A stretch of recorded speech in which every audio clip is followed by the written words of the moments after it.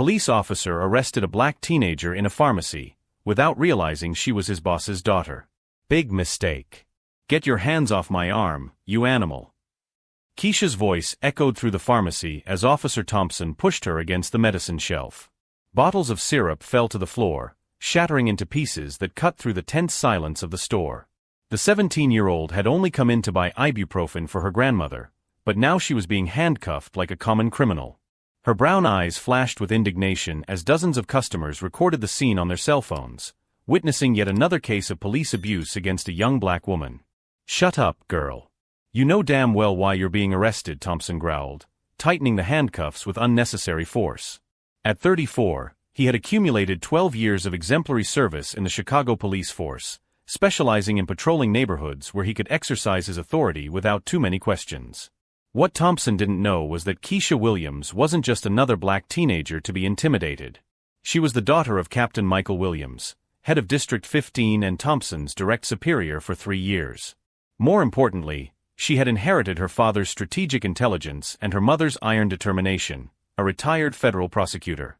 "Officer Thompson," Keisha said with a calmness that disturbed some observers, "are you sure you want to continue with this?" Her voice carried no fear, only an almost scientific curiosity about how far he was willing to go. "Threatening a police officer now? That's another crime on your record, princess." Thompson smiled cruelly, reveling in what he believed to be total control of the situation. The pharmacist tried to intervene. "Officer, I can confirm that she only bought basic medications. There was nothing suspicious." "Shut up and get back to work," Thompson cut him off sharply, turning to drag Keisha toward the exit. But as they walked, something about the girl's behavior began to bother some of the people present. She didn't cry, she didn't beg, she didn't show the typical despair of someone being unjustly arrested. Instead, her eyes studied Thompson with the precision of someone cataloging every word, every action, every violation of protocol. "My father always taught me that there are two kinds of police officers," Keisha murmured, just loud enough for Thompson to hear. "Those who protect and serve, and those who abuse their badge to compensate for their own insecurities." Thompson stopped abruptly, turning to face her. "Your father? Let me guess, another criminal you're trying to protect." There, in that moment of utter arrogance, Thompson sealed his own fate. Because if he knew who Keisha's father was, he would have realized he was making the biggest mistake of his police career. If this story of injustice and reversal is stirring you up, don't forget to subscribe to the channel, because what happens when Thompson discovers Keisha's true identity will completely rewrite the rules of the game. Thompson's patrol car cut through Chicago traffic with its sirens blaring, more for show than out of necessity.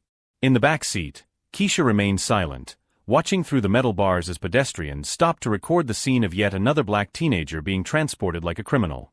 "I bet your father will be proud when he finds out his little girl has become a drug dealer," Thompson laughed, adjusting the rearview mirror to watch Keisha's reaction. "Or does he already know? Maybe it's a family business." Keisha didn't respond, but her eyes studied every word, every gesture. At 17, she had grown up hearing stories from her father about corrupt, racist, and incompetent police officers. Captain Williams always emphasized that there were two categories of problematic officers: those who were genuinely evil and those who were simply too stupid to realize their own incompetence. Thompson clearly belonged to the second category. The 15th precinct was bustling with the typical activity of a Thursday afternoon. Officers filled out reports, criminals awaited processing, and desperate families tried to get information about their arrested relatives. Thompson led Keisha down the main hallway like a trophy, greeting colleagues who congratulated him on the good arrest. "Another one for the stats, Thompson. Keep it up and you might get that promotion," commented Officer Davis, giving him a thumbs up as he watched Keisha being pushed toward the holding cells. What none of them noticed was Keisha's expression changing subtly. She knew that hallway, those voices, even the specific smell of stale coffee and disinfectant. She had grown up visiting this place on weekends when she accompanied her father on extra jobs. She knew every officer by name, knew who had children, who was getting divorced, who was struggling with addiction. And they all knew her. The first crack in Thompson's reality appeared when Officer Martinez looked up from her desk and frowned. "Thompson, why are you?" she began to ask, but he cut her off abruptly. "Just processing another suspected trafficker." "No big deal," Thompson replied, pushing Keisha more quickly down the hallway. Martinez continued to watch, her confusion growing. There was something familiar about that girl, something she couldn't quite put her finger on, but it bothered her deeply. In the processing room, Thompson began filling out the paperwork with sadistic enthusiasm. "Full name," he demanded, without looking up from the form. "Keisha Williams," she replied calmly. Thompson paused for a split second. Williams was a common surname, nothing that should concern him. Address: 1247, Oak Street, apartment 15B. Keisha lied deliberately, providing the address of the housing complex across town.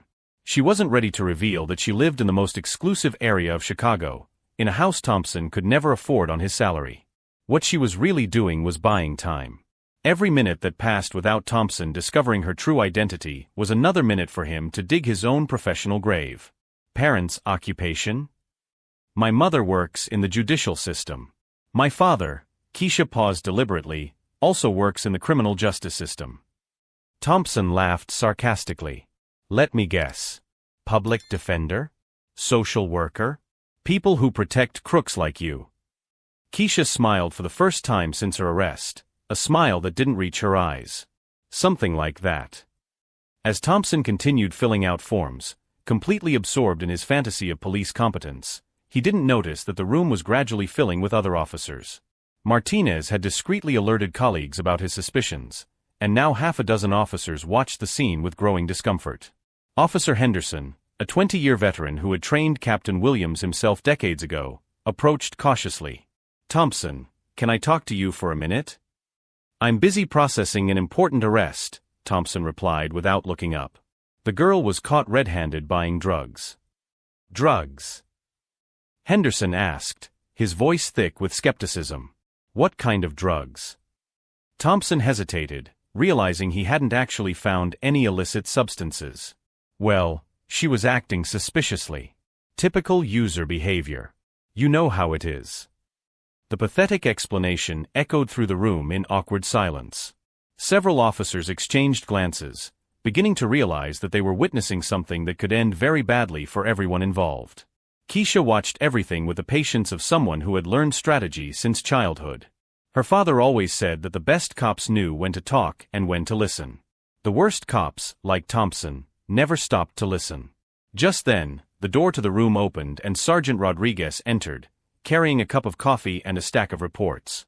His eyes immediately found Keisha, and his expression changed from confusion to alarm in a matter of seconds.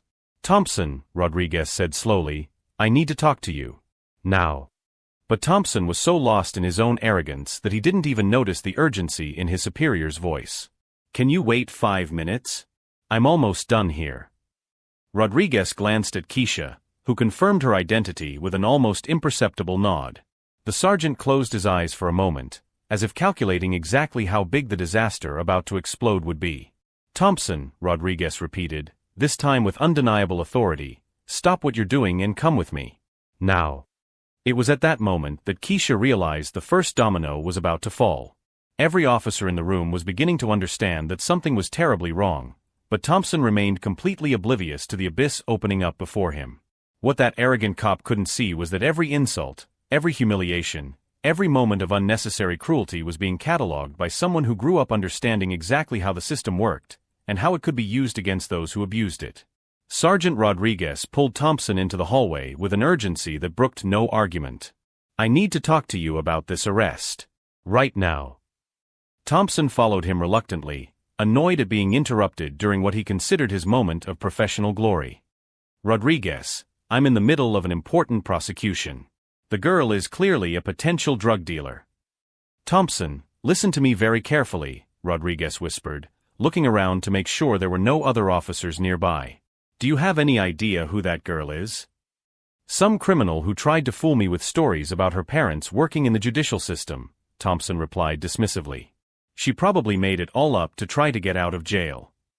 Rodriguez closed his eyes for a moment, mentally calculating how explosive the scandal would be when the truth came out. "Thompson, you need to release this girl immediately and pray she doesn't sue you and the department." "Are you crazy? I have evidence of suspicious behavior.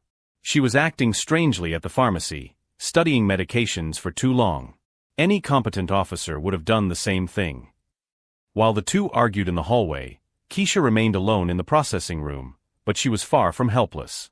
Her eyes studied every detail of the familiar environment, the location of the security cameras, the documentation protocols hanging on the wall, even the internal communication system she had known since childhood. Discreetly, she watched Thompson through the glass window, noting how he gestured aggressively during his conversation with Rodriguez. Each movement revealed more about his unstable personality and tendency to escalate conflicts, exactly the kind of behavior her father had taught her to identify in problematic officers. It was then that Keisha made her first strategic decision. Using her intimate knowledge of police station procedures, she knew that Thompson would be required to allow a phone call within the next 15 minutes. But instead of calling a lawyer or relative like any frightened teenager would, Keisha had a much smarter plan. Thompson returned to the room, his face red with frustration, clearly irritated by Rodriguez's unnecessary interference. "Where were we?" "Oh yes, your legal rights. You are entitled to a phone call." "Thank you, officer," Keisha replied calmly, accepting the phone he offered her. Her fingers dialed a number she knew by heart, but it wasn't the one Thompson expected. "Internal Affairs, Detective Morrison speaking." Thompson frowned. Most criminals called lawyers, family, or friends. Why would a teenager be contacting Internal Affairs? "Detective Morrison, my name is Keisha Williams. I would like to report a serious breach of protocol involving arrest without probable cause and possible misconduct by an officer." The voice on the other end of the line immediately shifted from professional to genuinely interested. "Go ahead, Miss Williams."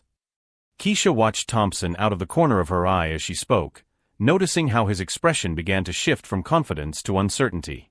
"Officer Thompson arrested me at a pharmacy for suspicious behavior that consisted solely of reading medication labels. There was no evidence of criminal activity, no illicit substances found, and no identifiable violation of the law." "I see. And would you like to file a formal complaint?" "Yes. And Detective Morrison, there's something else you should know about this situation. Something that makes this case particularly interesting." Thompson finally realized something was wrong. Teenagers arrested for drug trafficking did not speak to internal authorities using precise legal terminology. They did not know detectives by name. And they definitely did not maintain such icy calm while describing police procedures with the precision of someone trained in the system. Keisha continued her phone conversation, each word calculated for maximum impact. "Detective, I need you to understand that I am very familiar with the protocols for arrests related to controlled substances." Officer Thompson did not follow any of them. There was no observation of truly suspicious behavior, no attempt at proper identity verification, and certainly no probable cause for arrest. That's when Thompson tried to interrupt the call, but Keisha gently moved his hand away from the phone. "Detective Morrison, the officer is now attempting to interfere with my legal call. Can you add that to the report?" Detective Morrison's voice echoed loud enough for Thompson to hear. "Miss Williams, stay on the line. I'm sending someone over there immediately. And Thompson, if you're listening to this, don't do anything else. Absolutely nothing." Thompson felt the blood drain from his face. How did an internal affairs detective know a teenager by name? How did she know the legal protocols so precisely?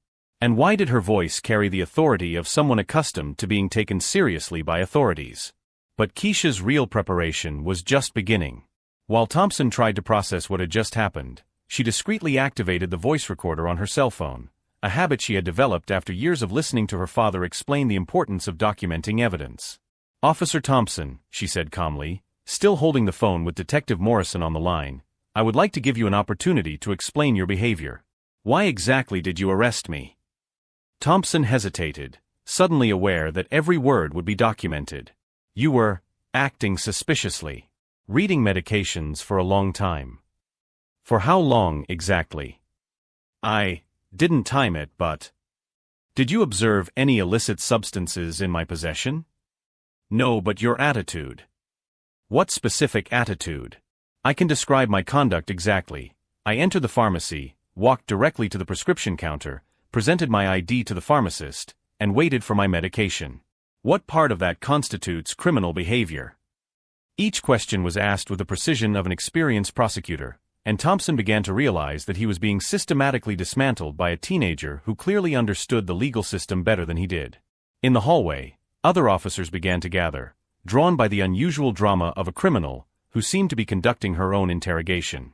Officer Martinez whispered to a colleague, "This girl isn't normal. She talks like someone who grew up in law enforcement," added Officer Henderson, a 25-year veteran who finally recognized the familiar face. "My God, Thompson doesn't know what he's gotten himself into." Keisha noticed the growing audience and made her second strategic decision. It was time to plant the seed that would blossom into total destruction for Thompson. "Detective Morrison, are you still there? I want you to know that Officer Thompson also called me princess and suggested that my father is a criminal. He has shown clear racial bias throughout this arrest." Morrison's voice exploded through the phone. "He did what?" Thompson felt the ground disappear beneath his feet. Documented racial bias during an arrest without probable cause was the kind of scandal that not only ended careers, but resulted in federal lawsuits. "Thompson," Morrison continued over the phone, "you are suspended effective immediately. Touch anything else, say another word, or even breathe in that girl's direction, and I will personally make sure you never wear a uniform anywhere again." But Keisha wasn't done yet. As Thompson stood there in shock, she looked him straight in the eye and said the words he would take years to forget. "Officer Thompson, there's something about my family you should know before it's too late to save what's left of your career." She paused dramatically, watching the panic grow in his eyes. "My father has a very strict policy about officers who display racial bias under his jurisdiction. When he finds out what happened here today, well, let's just say your next performance reviews are going to be particularly interesting." Thompson swallowed hard, finally beginning to understand that he had drastically underestimated the girl he thought was an easy victim. But he still didn't know the full extent of how catastrophically he had destroyed his own life.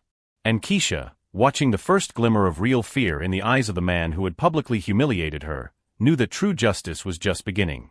"My father has a very strict policy on officers who demonstrate racial bias under his jurisdiction." Thompson felt something cold run down his spine.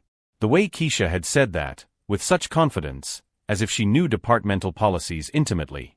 His eyes studied the girl's face with growing desperation, searching for familiar signs he had completely overlooked. That was when the door to the room opened and Captain Michael Williams entered, his impeccable uniform contrasting with the expression of controlled fury that Thompson had never seen before. The silence that followed was deafening. "Daddy," Keisha said calmly, still handcuffed, "I'm glad you're here. Officer Thompson was explaining the procedures for racially biased arrests to me." The word "Dad" echoed through the room like a gunshot. Thompson felt his legs buckle as reality hit him with devastating force. The girl he had humiliated, handcuffed, and dragged through the police station was the daughter of his direct superior. Not just his boss, but the man who controlled his career, his future, his very professional survival. Captain Williams. I didn't know," Thompson stammered, his hands shaking visibly. "Clearly," the captain replied, his voice laden with a coldness that promised devastating consequences. "Detective Morrison informed me of the situation. It appears you decided to arrest my daughter for suspicious behavior, which consisted of buying ibuprofen for her grandmother." Thompson tried to form a defense, but the words refused to come out. Around the room, other officers watched in awkward silence, some already beginning to physically distance themselves from Thompson, as if his disgrace were contagious. "Dad, before you make any decisions, you need to hear this," Keisha said, activating the recording on her cell phone. Thompson's voice filled the room with crystal clarity. "I bet your father will be proud when he finds out his little girl has become a drug dealer. Or does he already know? Maybe it's a family business." Captain Williams closed his eyes for a moment, clearly calculating the magnitude of the disaster before him.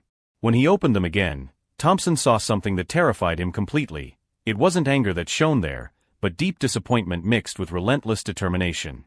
23 years, the captain said slowly. 23 years building this department's reputation, fighting stereotypes, proving we can be better. And you destroyed all of that in 15 minutes of arrogance and racism." Keisha watched Thompson with the same scientific calm she had shown throughout the arrest. "Officer Thompson, would you like to know how I plan to proceed with this situation?" Thompson nodded desperately, clinging to any chance of salvation. "First, Detective Morrison has already launched a full investigation into your arrest patterns. We will find out how many other families you have traumatized with your behavior." Keisha spoke as if she were reciting a court sentence.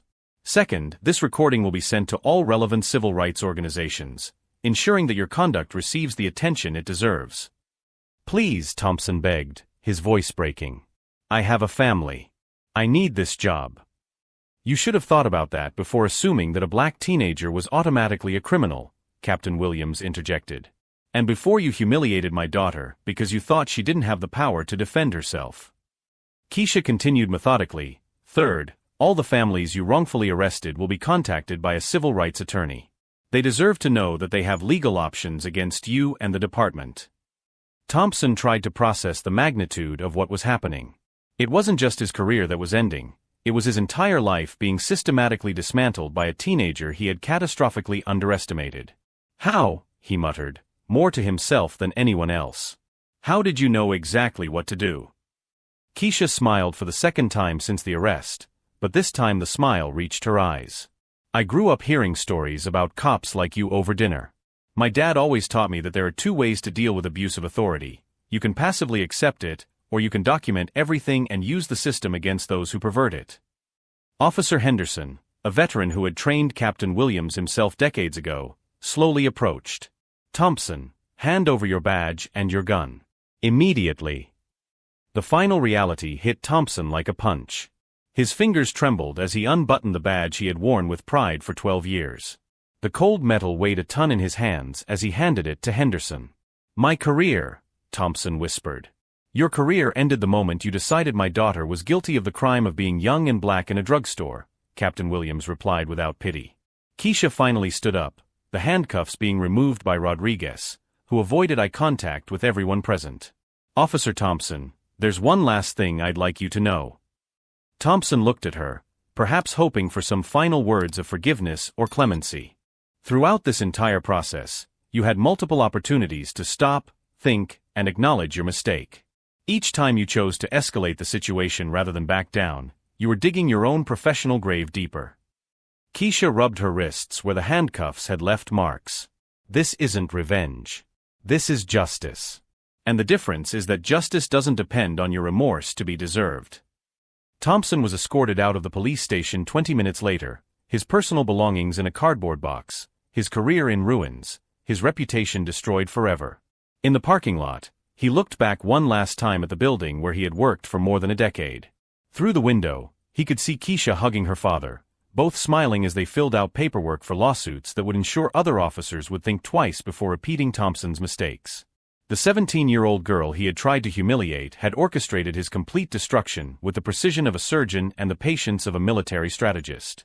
And the most bitter part of it all was that she had done exactly what she said she would do from the moment the handcuffs closed around his wrists. She had used the system to protect others like her. Thompson realized, too late, that he had underestimated not only Keisha, but all the power that comes from growing up understanding that justice is not something you wait to receive, it's something you learn to build with your own hands. As he drove away from the police station for the last time, one question haunted him. How many other people like Keisha were out there, waiting patiently for someone like him to make the mistake of underestimating their strength, their intelligence, and their determination to turn injustice into power? 6 months later, Keisha Williams walked through the halls of the same police station where she had been humiliated, but this time as an intern in the police reform program her father had implemented after the Thompson scandal. The case had become national news. Thompson was convicted of civil rights violations and sentenced to 2 years in prison. Even more devastating, 17 other families came forward as victims of his prejudiced arrests, resulting in damages totaling over $2 million. Keisha, I have a special assignment for you today, Captain Williams said, handing her a folder. We need to review old cases of questionable arrests. Your perspective will be valuable. The irony did not go unnoticed. The girl Thompson had tried to destroy was now helping to reform the system that allowed officers like him to thrive. Every case reviewed, every procedure corrected, every training program implemented bore her mark. Thompson, for his part, discovered that prison was particularly cruel to former corrupt police officers. Isolated, despised even by common criminals, he spent his days reflecting on how a 15-minute decision had destroyed 2 decades of his life. His wife had left him. His children refused to visit him. The small apartment he managed to rent after losing his house was 3 blocks from a university where Keisha was now studying law on a full scholarship, funded in part by the compensation he was forced to pay. Dad always taught me that justice isn't about revenge, Keisha explained during a college lecture on police reform. It's about transforming broken systems so that other people don't suffer what you suffered. In the audience, students of various ethnicities applauded enthusiastically. Some had similar stories: families traumatized by police officers who abused their power, entire communities that learned to fear those who were supposed to protect them. The reform program that emerged from Keisha's case was adopted by other cities. Arrest procedures were redesigned. Training on racial bias became mandatory. Body cameras were constantly monitored. Thompson had tried to use his badge to humiliate a teenager he considered defenseless. Instead, he unwittingly created one of the most powerful activists of her generation. When Keisha graduated from law school 3 years later, the graduation invitation arrived in the mailbox of the prison where Thompson was serving his sentence. He read about her academic awards, her acceptance to Harvard for a master's degree, her appointment to national police reform committees. The 17-year-old girl he had unjustly handcuffed had become exactly the kind of person he feared most, someone with real power for systemic change. Thompson learned too late that when you try to break someone out of prejudice, you sometimes end up forging exactly the kind of strength that will transform the world to ensure that people like you never again have the power to cause such pain. Keisha proved that the best revenge is not to repay cruelty, it is to build a future where such cruelty becomes impossible. If this story has inspired you to believe that one person can really make a difference, subscribe to the channel for more stories that prove that justice and intelligence always win out over prejudice and ignorance.